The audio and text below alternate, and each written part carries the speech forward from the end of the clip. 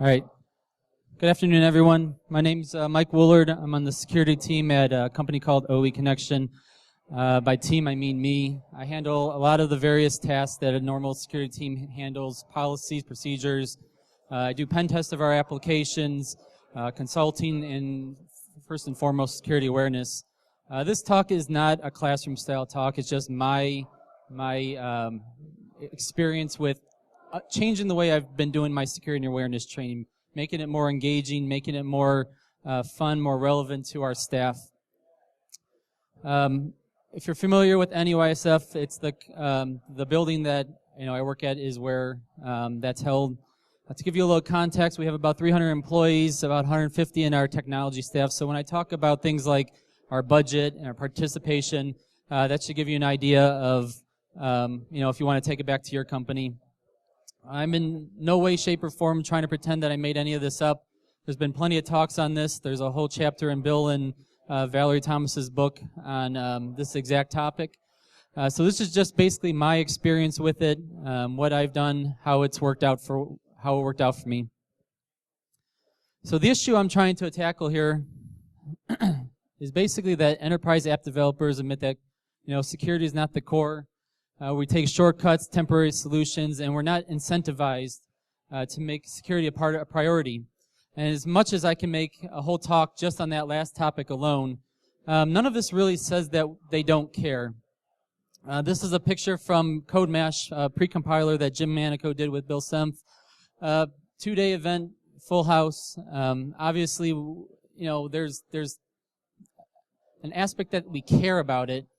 But in 2016, with multiple daily breaches, security is just not the core. It's seen as an add-on. It's something that is somebody else's problem. We have to bring them in because the goal is to get that widget, whatever we're developing, whatever we're making, out the door as quickly as possible. According to the SANS survey about web application security, 20% of the respondents admitted that there is no security. 25 admitted that after security comes in after it's already been deployed to production, and 30% of the respondents say that security is fundamental, but is only at the discretion of the development team to involve the InfoSec team at any given point. So reading between the lines, there's just not that cohesion. We have, like I said, we have to bring in the IT team, the QA, the risk team, to bring in security to anything that we're developing. It's no secret that humans are the weakest link when it comes to security of an organization. We don't patch, we don't configure properly, we make mistakes. But ISO standards, PCI audits, they all require that we do some type of training. And if we're simply signing off that we do this training because we hand out a policy once a year, then we're doing it wrong, because awareness needs to be thought-provoking, it needs to be engaging. We need to help teach our employees how to think critically through security problems so that they don't always have to come to us. At OEC, we titled our talk to Think Like a Hacker. And when you hear that, you might think that, we're learning from our mistakes, that we're, a know the threat scenario. And yes, we did go over AWASPE top 10 things. We did go over, how companies are being breached in the past. But, what we know about the hacker mindset is really what we're focusing on. Hacking is simply thinking through things critically, holistically, logistically. When it comes to web application hacking, it's applying that logic to algorithms, to the code, and not looking at everything that not only it should do, but is possible for it to do. Hackers do nothing more than just to see what happens. They want to know not only how it works, but why it works. And that why is a very important difference between security knowledge and security awareness. As Kelvin points out here, that, knowledge is something that's handed down. It's something that, is just the memorization of facts that's passed down through generations, from day to day, from month, years, decades at a time. You're not able to actually affect change until you understand the why. A lot of teachers will just tell you we don't really have school systems that encourage the children to think of a problem and what could have. It's too low, we can't really hear it. In order to hack, you have to know how things work. We have to be problem solvers. A hacker is someone who, is invested in, aware of, and involved with whatever the problem is in front of them, trying to figure it out in order to either fix it or bypass it, depending on which hat you wear. But in the end, they always make things better. When it comes to black hats, they may break something, but we always learn from that. So when it comes to the white hats, we are able to tell the people who are developing the mistakes they made and how to fix them. Security always talks about Nikola Tesla, Ada Lovelace, Steve Wozniak, MacGyver. They're being hackers. They're problem solvers. And I'm not saying we're going to solve problems like, rockets being stranded in space.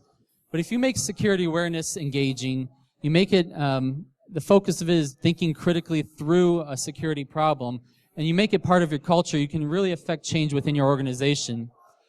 But none of this really works if it's not engaging. If taking this quote from Bill and Valley's book, the security lecture is dead. If all our training is lectures and paperwork, and we're only focusing on policies, procedures, standards, then we're really narrow with our thought process. We're only passing along our security knowledge. It's very important that we note that, and probably the most important thing I'm going to say today is that our coworkers have a job of their own to do.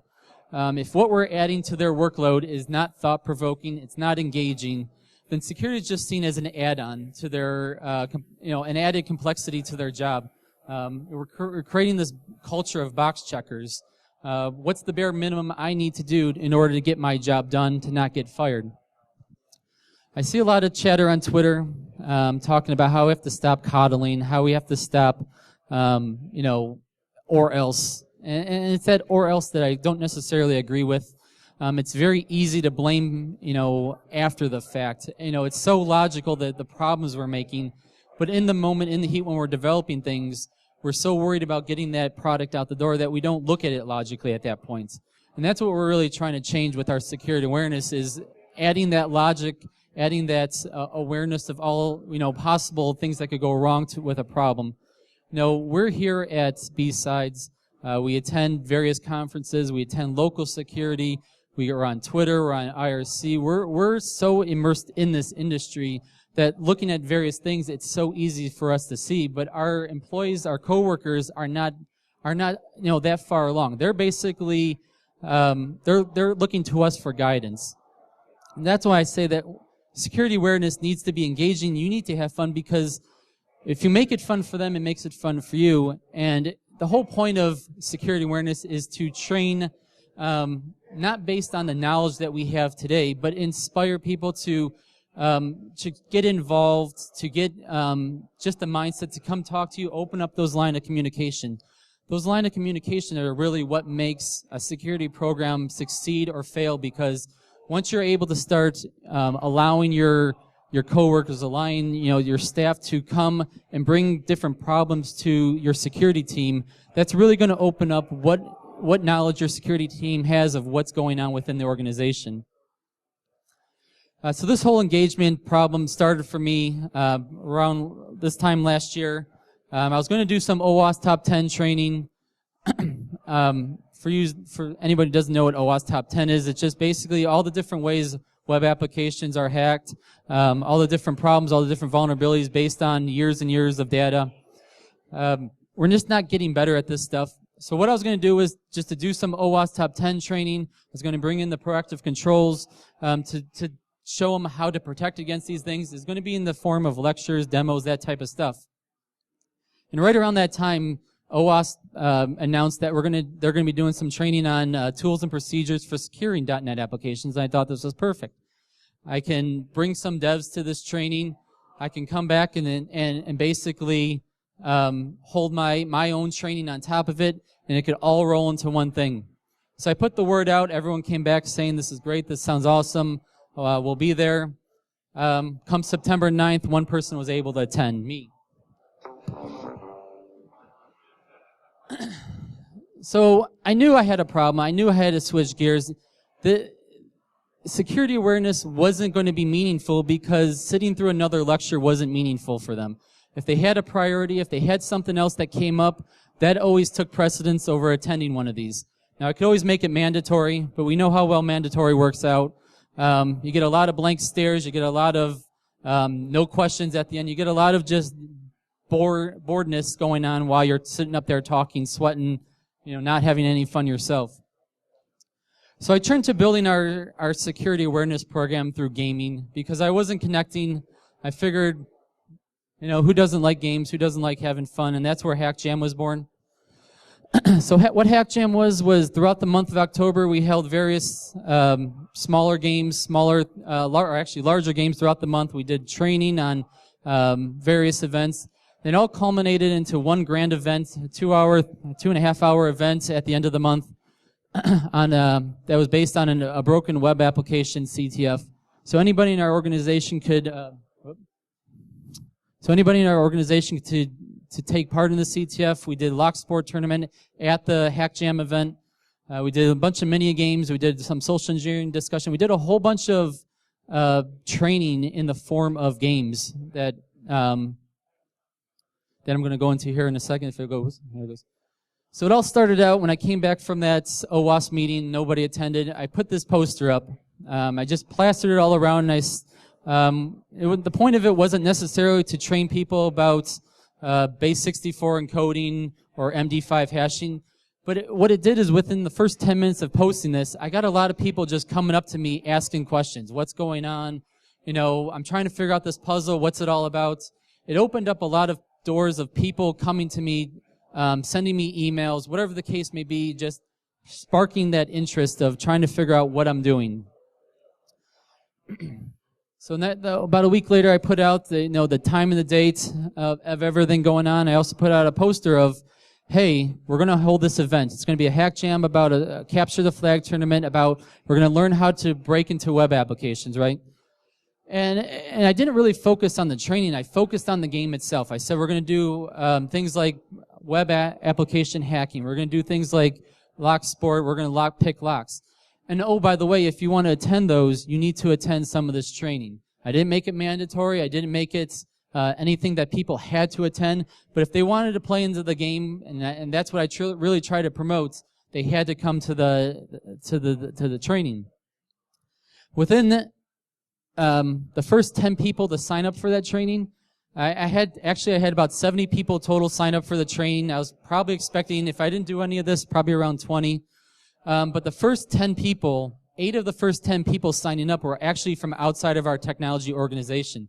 So we had people from our marketing team, from our customer care team, from all the different business side of the organization signing up to do these events. They just wanted to play. They wanted to have fun. They thought it was cool. They wanted to try it out. For the actual CTF itself, the first 10, I had 6 from the non-business side, or from the business side, I should say. So I had all these people. I had the attention of all these people I was not expecting. And so I had to actually expand on this. I had to make it bigger because I had so many people who've never seen HTML before, who never saw, scripting, databases, all that type of stuff. I had to build it up. So we ended up making 2 divisions. We made a Greenhorn division and a tech division. The tech division, we went through the basic training of all of the OWASP Top 10, all that type of stuff. For the Greenhorn side, we had preliminary training first of just teaching them what HTML was, how to read scripts, how to read SQL, all that type of stuff. So we gave them cheat sheets. We got them feeling like they were involved, that they can actually participate in this. I reached out to a couple companies once this started getting bigger, in which I knew this was going to be something that I didn't want to lose people on. I got some funding. We ended up raising about $600 total for all this. We were able to buy stickers. We were able to buy shirts. We were able to buy a bunch of stuff. We spent about half of it on just things to give away, and the other half we spent on prizes and games for all the different things that we did. So we ended up giving about $290 away in games, over 16 different prizes. The bulk of the money went towards the CTF championship. So here's the actual event itself. I had on here it was going to be an hour and a half, but it ended up being almost 2.5 hours. So we kicked off the Hack Jam itself. Then while they were off doing their thing, we had in our cafe just all this training going on. So we did some Google hacking. We played a lock sport competition. We did some review of PC locking, screensaver, and then we finally ended off by the tournament. So it was an hour-long tournament. not a big deal. I'll go into all that here in a second, exactly what we did. But while it was all going on, we were playing music, we had puzzles going on, we had candy, popcorn. We made it like an event of it. And while in between each of these games, each of these trains, we played all these mini games. So one of the mini games we played was just a very simple 4 identical USB drives. 2 of them had a quote-unquote virus on it. 2 of them were clean. One by one, people came up, picked a drive up. If it was clean, they won a $10 gift card. If it had a virus on it, they lost. So it was just a very basic, easy way of teaching people about the dangers of USB drives. We played a crypto game. So while we were talking about certificates, we were talking about HTTPS and how the whole thing works, and just different cryptography topics. One of the things we just put up was just a simple cryptography game, trying to get people just to engage, to see if they could play it, to see if they can guess what was going on. Next, we were checking in on what was going on with the Capture the Flag tournament. So we were just seeing how the participants were doing. We were talking to them about what they were actually doing. We were bringing up the various events. One of them was a security misconfiguration, talking about how a lot of the times we don't change our default passwords. And one of the events we just played was just simply guessing what the default password was for the module that we had up on the screen. Again, it's just another small $10 gift card. It doesn't have to be expensive. It doesn't have to be anything that breaks the budget. I mean, just these small little things just gets people interested in what you're doing. Finally, we did a bug eating contest. So we brought in, this Capture the Flag tournament that we're talking about was all about beating the bugs in the system. So it was just something small, something silly, just to get people involved. So those are all the mini games that we played throughout the Hack Jam event.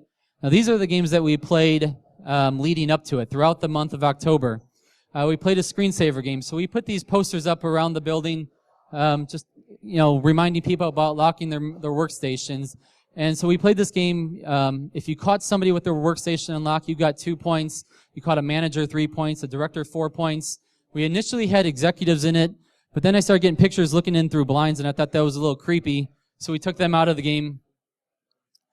But if you look at our metrics on it, after 2 weeks, we basically we got the results we wanted. Day 1, we had 57 people reported. Day 2, 45, and all the way down after 2 weeks, we were down to 3 people.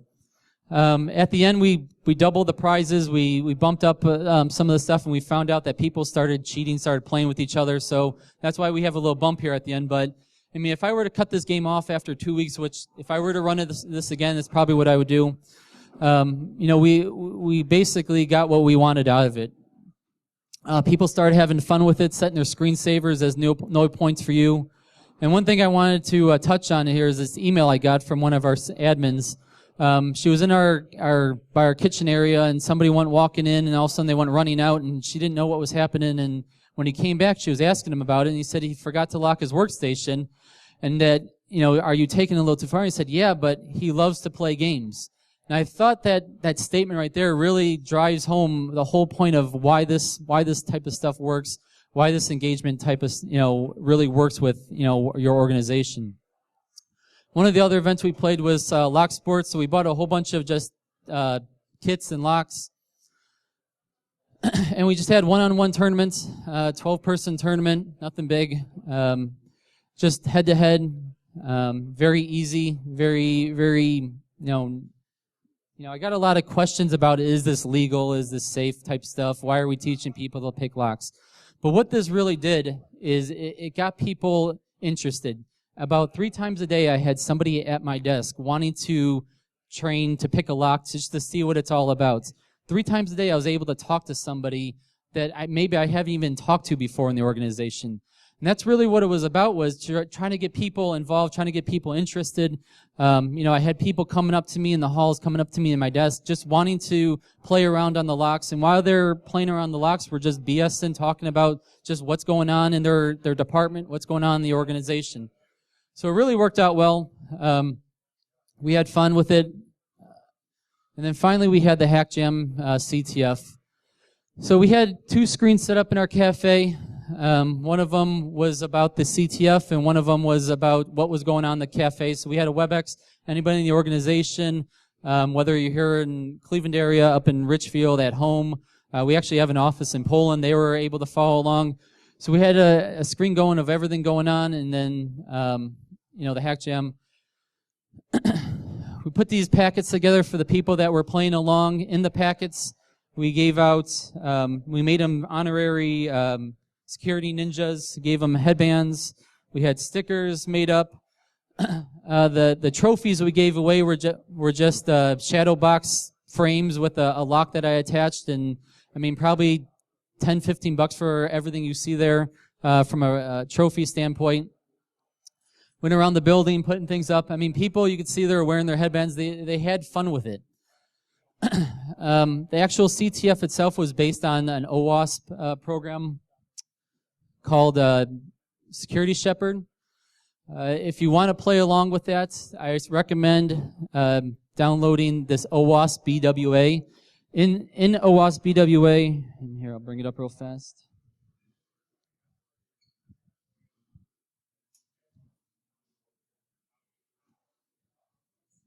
So in AWASPE BWA, it's just an OVA file that you download. I think it's like 2 gigs, and you just load it up in VirtualBox.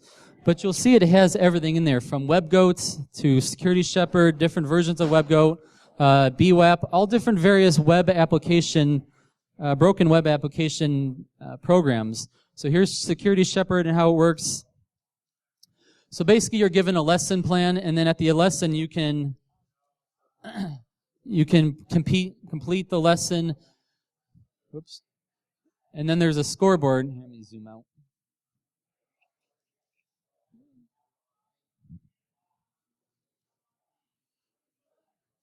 So there's a scoreboard. I don't think I have anybody set up on this one, but so for each of the lessons, you're given just what.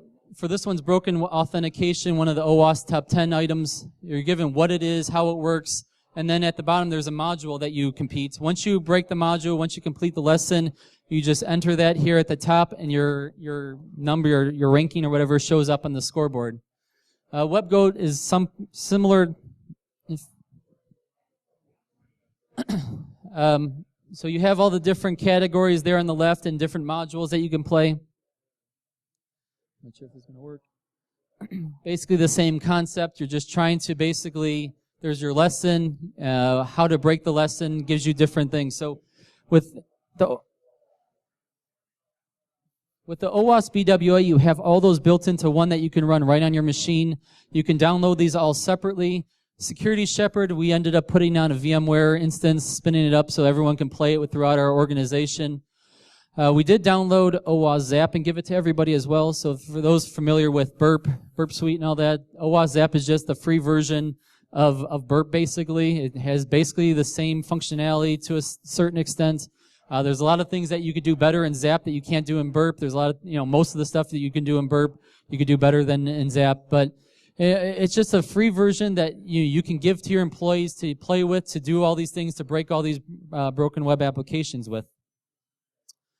So at the end of it all, we had 75%, sent out a survey, 75% of people said they stayed the entire time.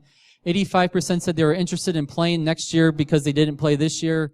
And 100% said to do it again. That is definitely a more engaging way to learn about security through these events than through lectures. Definitely do it again.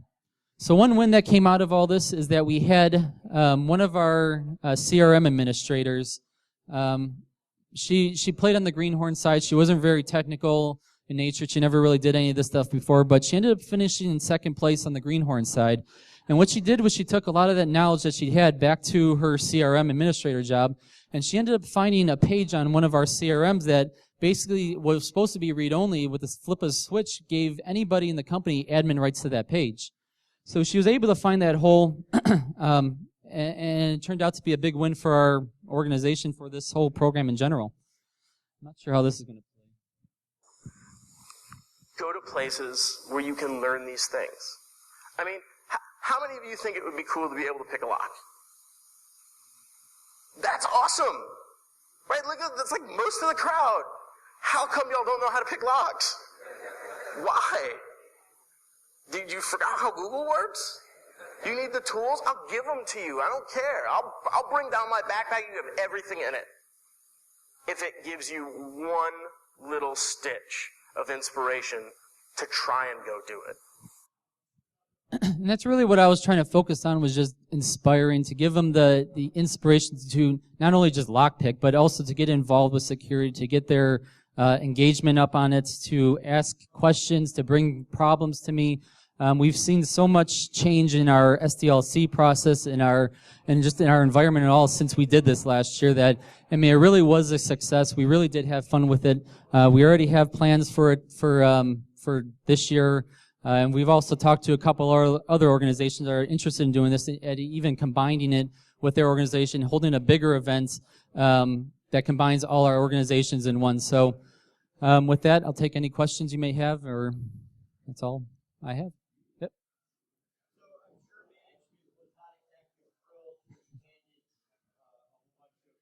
Yeah.